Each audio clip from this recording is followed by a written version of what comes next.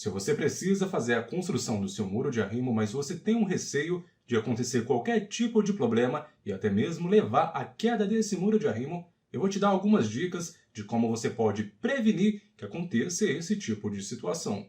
A partir de agora, menos improviso e mais ciência. Olá, seja muito bem-vindo ao canal Estruturas e BIM. Sou o engenheiro e professor Pedro Rodrigues. Cá entre nós, pessoal, o muro de arrimo, se você não tiver um bom projeto e uma boa execução, ele pode te dar uma dor de cabeça lá na frente que você não tem noção. Principalmente quando nós temos a presença da saturação, ou seja, quando você faz o muro de arrimo, pode ser que naquela época não esteja chovendo. E quando chove, nós vamos ter a saturação, já que a água da chuva ela vai infiltrar no solo e nós vamos ter o processo de saturação. Compreendeu isso? E essa saturação pode acabar gerando um sobrepeso no seu muro de arrimo. E se você não verificar isso no projeto, esse adicional desse peso ou situações extremas, pode acontecer isso no seu muro de arrimo. Por isso, eu vou te dar alguns conselhos para você não errar durante a elaboração do projeto ou execução do seu muro de arrimo. Te desejo uma boa aula!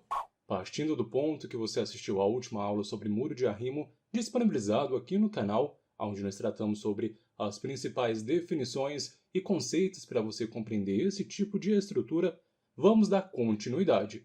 A primeira dica que eu quero te dar, pessoal, é em relação à tipologia do muro de arrimo. Mas afinal de contas, Pedro, o que seria essa tal de tipologia? Com base no tipo de muro de arrimo que você for adotar no seu projeto, nós temos recomendações de alturas que você pode utilizar. Isso de forma segura.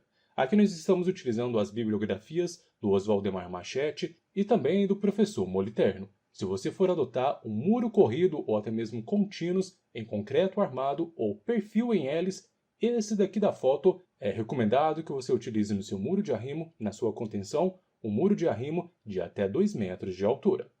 Caso contrário, se for um perfil clássico ali em seção T, esse muro nós podemos ter uma variação na sua altura, variando de 2 a 4 metros de altura.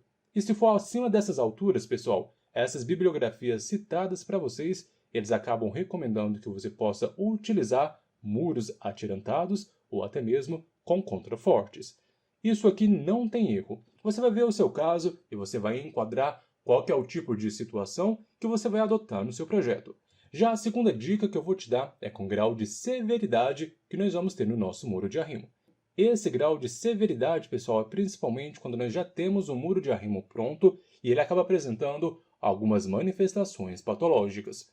As manifestações patológicas, entre aspas, doenças que nós teríamos no nosso muro de arrimo, nós temos alguns graus de severidade que acaba servindo como um alerta para você fazer algum tipo de correção ou recuperação do seu muro de arrimo.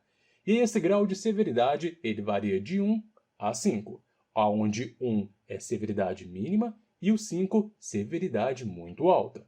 Aqui nós temos que ficar em alerta do 3 para baixo, ou seja, 3, 4 e 5. Aqui já acaba exigindo de você uma determinada cautela com o seu muro de arrimo. Por exemplo, o índice 1, onde nós temos severidade mínima, ali o critério que nós vamos adotar para avaliar o nosso muro de arrimo é os danos estéticos sem comprometer a estrutura.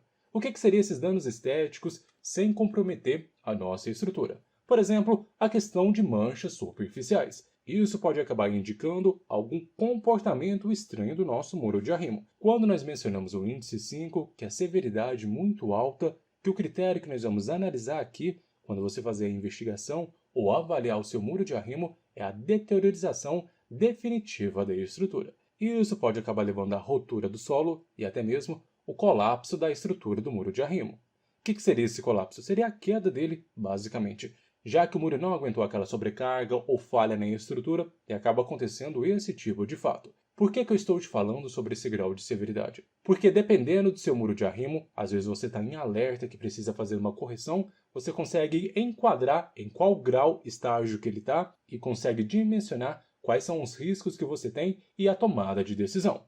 Certo, pessoal? Vamos para a próxima etapa. A terceira dica é sobre inclinação ou deslocamento do nosso muro de arrimo. Sobre a inclinação do muro de arrimo ocorre devido ao aumento de pressão do solo, já que ali nós vamos ter o solo atrás do muro de arrimo, e aquele solo acaba empurrando ou ocasionando essa pressão, Isso acaba gerando esse deslocamento, até mesmo levando à falha do sistema de drenagem e o assentamento diferencial do nosso muro de arrimo. Mas quais são os principais fatores que podem levar a ocasionar esse tipo de fato? Como mencionado para você, a pressão do solo e da água, já que nós vamos ter um empuxo ativo, que é nessa região do muro aqui, nesse solo, que pode ser intensificado por infiltrações ou até mesmo a questão do aumento de instabilidade. Outro ponto que pode levar a esse tipo de fato é a carga excessiva na parte superior. Por exemplo, veículos, construções, aterros mal compactados, criar esforços adicionais ali que não foram previstos na questão de elaboração e execução do nosso projeto. Já quando nós mencionamos sobre recalques diferenciais que podem gerar esse deslocamento do nosso muro de arrimo, aqui nós vamos ter uma baixa capacidade do solo de suportar a questão de variação de umidade. Lembra que lá no início do vídeo eu havia mencionado para você que provavelmente o nosso muro de arrimo ele foi dimensionado ou feito sem considerar que nós teríamos o período de chuvas nessa região. E quando nós temos a chuva, acaba tendo essa saturação do solo e acaba gerando um peso adicional.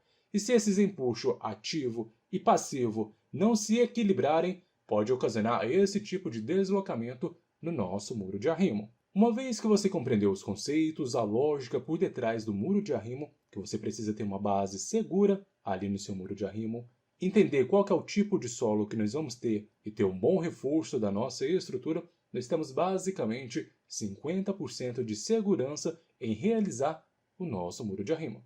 Já as outras porcentagens vão ser acompanhadas com uma boa execução e escolha de bons materiais para fazer a construção do seu muro de arrimo. Já esse daqui é um erro clássico que eu vejo o pessoal cometer bastante. É a questão da drenagem do seu muro de arrimo.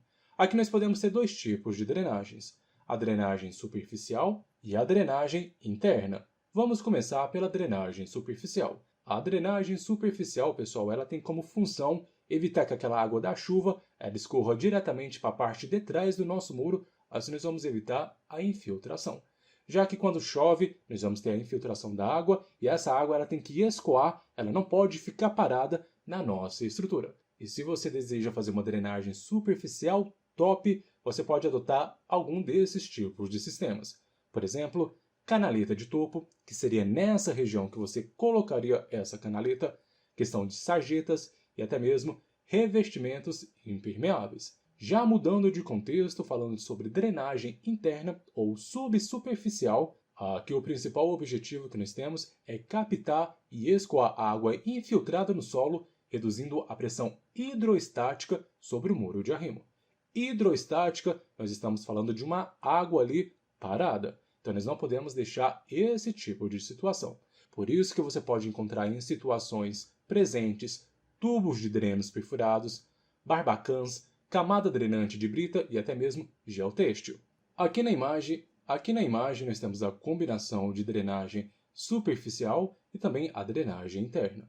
Aqui no topo nós conseguimos identificar canaletas, gramíneas, e quando nós observamos a drenagem interna, nós temos barbacãs e camada drenante de brita. Já o geotêxtil tem sido utilizado com muita frequência, pessoal.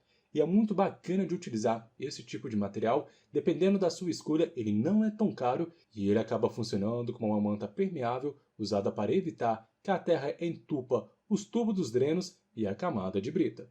O geotêxtil, devido ao seu custo-benefício, tem sido utilizado muito na geotecnia aqui no Brasil. Então são essas principais informações que você precisa conhecer antes de tomar a decisão de fazer a construção do seu muro de arrimo. Espero que esse vídeo tenha te ajudado bastante. Não se esqueça de inscrever-se no canal, visitar o nosso site estruturasebim.com. Te espero no próximo vídeo e um forte abraço!